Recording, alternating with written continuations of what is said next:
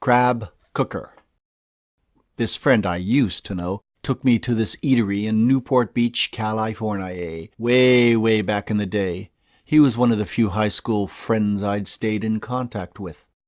He took me there after I got back from my first year traveling in Europe on $100 a month.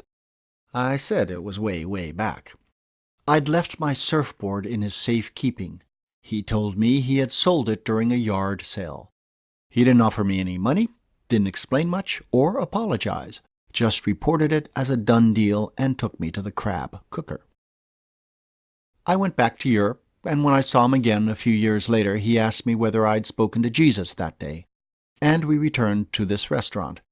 I vaguely remember back then there was a huge swordfish suspended from the ceiling.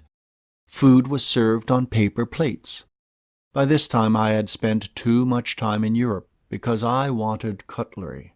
I no longer wanted to eat off paper plates unless there was grass, flies, and I was outside in the sun and saying the word picnic. He called me a snob because I didn't want to put my fingers into food like an 8-year-old adult. Next time I saw him, I had licked my fingers clean. He kept bugging me about having a copy of the 8mm films I took of lots of friends when we were adolescents. Calls and messages and demands he wanted. I finally had the films transferred onto VHS tape, handed him a copy when I was in the States, which he looked at and said, "Finally," and forgot the word thanks.